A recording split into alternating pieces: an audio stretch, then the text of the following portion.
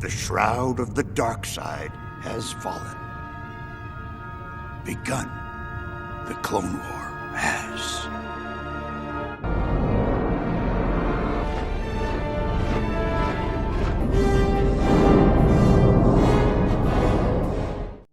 I've spent a few days testing this out. I have tried to improve my build order, and I'll be running you through a bit of that build order today to try and point you in the right direction to achieve similar results to the results I am about to show off. Now, we have seen before Lem, Shattered Ring was massively powerful. You can get up to 1.4K technology by 2230. I'd like to say that thankfully I've managed to break that record.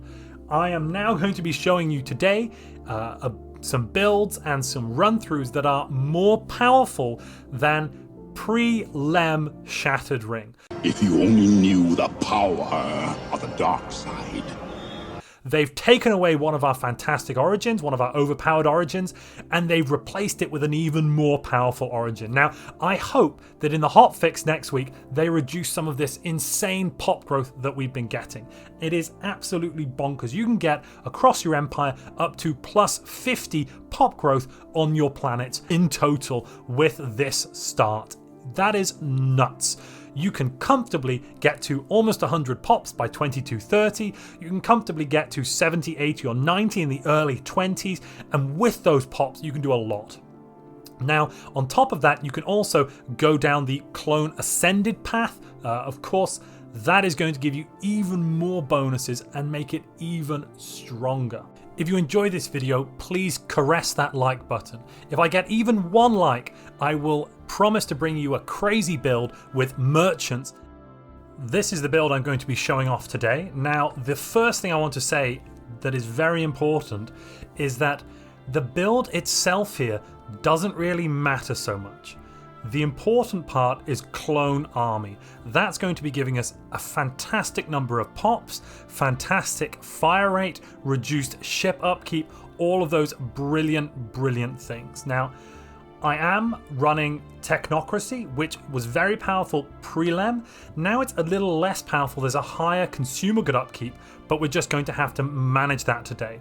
Something that is very important though is you almost always, I think, want to run functional architecture with your clone army.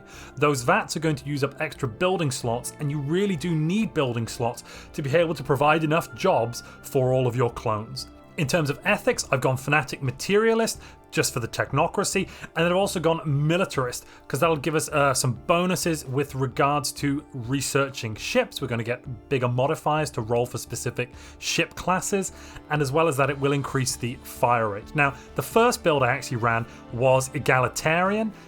There's lots of other different things you could try as well. In terms of traits, I've gone with pretty simple: intelligent, traditional, charismatic, and then also unruly and solitary. Important to note here that solitary really isn't going to affect you because you don't have pop growth. So solitary would normally affect pops by reducing the available planetary capacity on a planet because your pops would take up more housing, and this is the post-Lem update, of course. But with our clones, we really don't matter. So let's dive in. Of course, you're going to want to take your ships, strip them for alloys, and use those alloys pretty immediately. And I would also recommend, of course, unemploying your bureaucrats while you can right at the start too. Now, what are the important things we've got here? So, with your clone army origin, your biggest resource is actually your population. You're not going to have any issues in terms of number of pops to work jobs. What you are going to have issues with is building slots, districts, and having enough jobs for your pops. Right now, at the start of the game, if we unpause and let it run for a single month so we can get some of that pop assembly going, you'll see exactly what I'm talking about. So here we are. We're now at plus 14 assembly, which means in 7 months we'll have gained our first additional pop. We'll have gone from 28 to 29. The next one's going to take another 7 months, etc, etc. Now, this is all down to the ancient clone vats that we have in the center here. These clone vats are really good. They only take 90 days to build, 510 minerals, monthly upkeep of 5 energy, and you get organic pop assembly to grow your clone pops. Important to note, per clone vat on a planet, ancient clone vat, you can only have 20 clone soldiers. So that means that for each one of these vats, you can have multiples of 20. So on our capital, we have 2. We can get up to 40 clones before we start getting declining happening. And that can be really bad. We'll look at that in a bit. Now, these vats provide different levels of organic pop assembly based on the number of pops we have on the planet. That means when we hit 30, when we actually hit 31 to 32 pops will be the trigger, we'll reach a point where our organic pop assembly decreases from 14 to plus 10. That's not something we want on our capital, so it's going to be very important for us actually to build an additional clone vat on the capital in order to keep our pop growth as high as possible. That's also going to push us to the point where we're getting plus 10 pop growth per ancient clone vat, so you're going to be getting 30 pop growth, meaning you'll get a pop every 3 to 4 months on your capital. Absolutely bonkers. I would also recommend using some of those early alloys, converting them to energy credits, and then taking a governor with architectural interest. So that's now going to mean on my capital here, I've got a minus 10% from that. I'm also getting a minus 10% from my civic here. Functional architecture, sorry, minus 15% with the new LEM update. Apologies about that, it's even better. But that's going to reduce the cost of building new buildings. So if we look here, our research labs are only 300 minerals rather than the usual number, which is quite a bit higher. I would recommend that at month 3 you begin building your first research lab. That is going to be really useful. You want to be getting that science way up in there, way up into the stratosphere. Around month 9 you'll want to build your first colony ship. Now it's important to build this ship early. We want to take it early, send it out to our habitable planet, get it down on the ground so we can put a clone vat on that planet and start getting even more clones. After you build your first research lab, I then recommend building some energy districts. That's going to be really helpful. We need to push our energy production up, and we also need to make sure we have lots of jobs available for all of these clones we're going to start spawning. So at the moment, we've already got an extra pop. Let's let them be a clerk, and we're going to get another one in 3 more months. So queuing up this generator district is going to be really useful. At the start of the game, we can use those energy credits to buy the minerals we need, and it's actually more efficient to have 2 workers working technician jobs, converting that to minerals, than it is to just have your regular workers working those minor jobs. With traditions, I would recommend discovery and supremacy. The discovery to start, followed by supremacy, and then in the middle there, possibly something like mercantile, just so we can grab this adaptive economic policies around the middle, and with or possibly prosperity for the extra plus 20% mining station. But you don't want to complete either prosperity or mercantile. However, discovery to start with, that is one spicy meatball, followed by supremacy, so you can go on the aggressive later. When you hit 30 pops around 2202 to 2203, you will then want to build another ancient clone vat. As you can see, I've actually got quite a few generator districts here as well. Those are really supporting my economy at the moment. So don't build this clone vat too early, this third clone vat on your capital. But when you do build it, you're going to be getting phenomenal pop growth. I'm now getting plus 30 pop growth per month here on my capital in 2203. This is bonkers.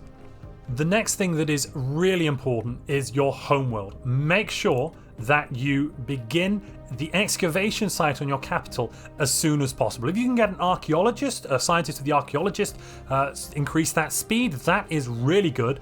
But I would basically recommend you take either your highest level or your almost highest level scientist, pop them on that archaeology site, and try to get through this as fast as possible.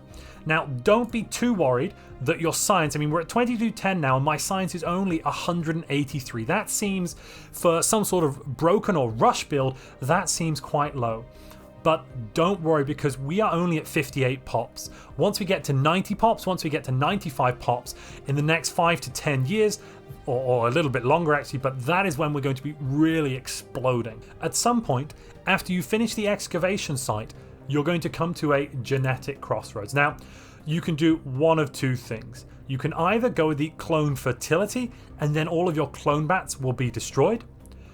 We've only got 76 pops yet. We haven't hit that max of 100, so clone fertility is not going to be so great for us. Or, on the other hand, we can go with clone potential. I'm going to recommend you go with clone potential if you're attempting to go for a rush build. Let's look at why.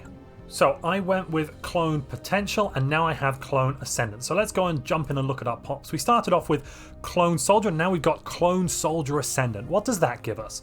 Plus 40% pop ruler pop resource output, plus 25% specialist pop resource output. Holy mother of Job. That is a whole lot of bonus.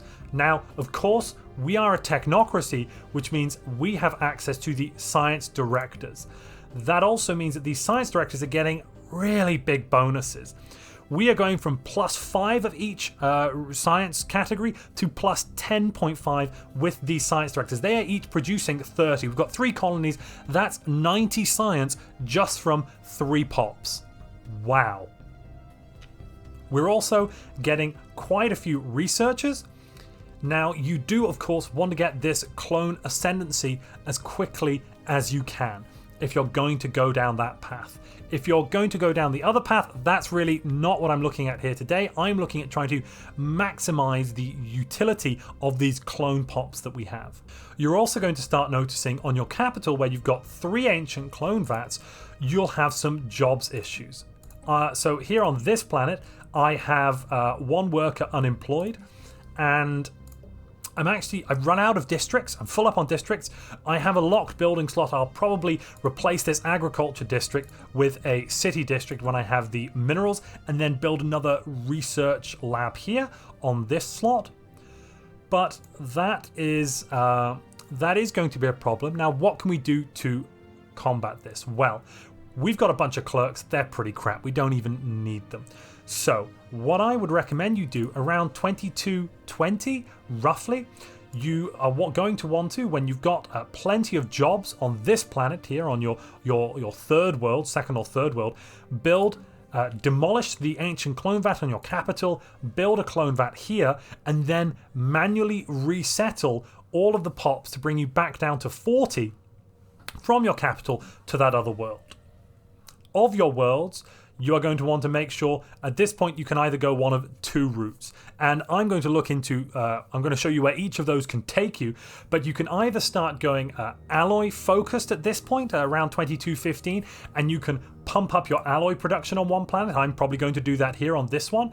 Or you can go research focused and attempt to push your research up to crazy levels. Now, we're at 423 research here. I am going to build another couple of research labs, probably an additional one here and one more there, just so I can get up to around 500, because each of my researchers, they are adding, if I go and take a look at them, what are they adding? Well, each researcher is adding plus 24 science. So 2 researchers is plus 50 science. 2 more labs is plus 100 science.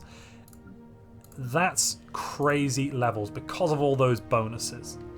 Here we are, it's 2230, just a month or 2 past that, and we have gone really heavy down here. I built extra research labs, I've then demolished them, I've made sure to get lots and lots of alloy production. It looks quite low at the moment, but that's because I'm selling off a lot of alloys to balance my economy, as I'm holding on to quite a large fleet. So we've got a balanced economy overall, as you can see here. We're now at balanced energy, and these ships are really quite good. We have cruisers, and we've got cruisers with kinetic batteries. I pushed hard on tech for another 5 years before easing off the gas pedal, so to speak, on tech and pushing it back into alloys. And holy moly, I did manage to research kinetic batteries. These weapons are going to be really powerful at 2230. We have over 20k. We have, what do we have here? 22,000 fleet power worth of ships. We've got cruisers. We are doing really well. This fleet could take on any other empire. Necrophage would have a hard time. Only some of the best Necrophage players in the multiplayer meta would be able to compete with this at 2230. And this is my first attempt, okay? So that's really quite wild. I did get a bit of luck. I rolled the alloy forge tech quite early in 2215, 2216. That was quite lucky. And I've made sure as well, of course, to get the retired fleet officer. And I've also gone with the fleet expansion agenda to reduce that build cost even further. Stand aside Void Dwellers, stand aside Ringworld. We have a new top dog. It can even supplant Necrophage. And as you can see, I didn't even do everything perfectly. This run through, actually, I didn't move my ancient clone vats from my capital to another world like I suggest you do. I did that in other run throughs. And I've got 6 unemployed pops. These are useless pops that I'm not using, and 7 clerks. 13 pops that could have gone into even more alloys, even higher fleet production. You could use that fleet to do whatever you wanted. You can go out and conquer your neighbors, grab their pops, and that then does away with your pop growth issue. In addition, of course, you could build some robots, but you want to have bio pop growth too, obviously. Now, you could also just use migration treaties to get some of those pops, but that's the boring option. There are, of course, exploits as well in the game at the moment. For instance, if you go biological ascension and build a regular clone vat on your planet, and then demolish all of the other vats, you retain that extra and additional biological assembly speed. I tested that out the other day. I could be wrong, actually. I'll have to check my notes. And if you think I am wrong, if you think differently, please comment down below and tell me that I've got it wrong, and I'll post a pinned comment about that. Now let's go down a slightly different path, the path not taken, I'd like to say. And this is at 2215, I diverged. I didn't go for an alloy focus.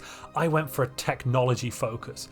And oh my goodness, we've now got plus 1.43k worth of tech. That knocks the previous Ringworld prelim out of the park.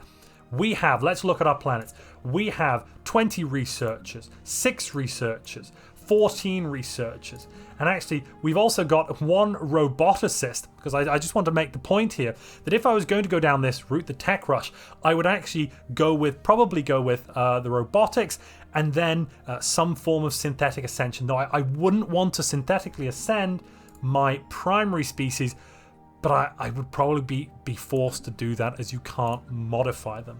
We actually, we've got that. We have a balanced economy. I've got a whole bunch of relics I didn't even bother using. I didn't need to.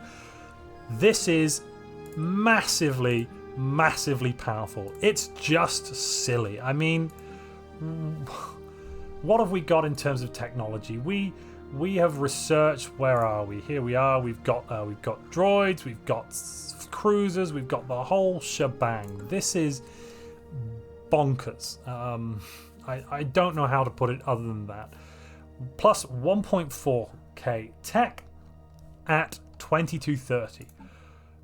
You know, clone army origin, that is now the way to go. Absolutely. And I could shift this now after spending a few years pushing into tech. I could then shift it into alloy production, demolish some of these research complexes, build up some industrial districts, push into that sort of thing.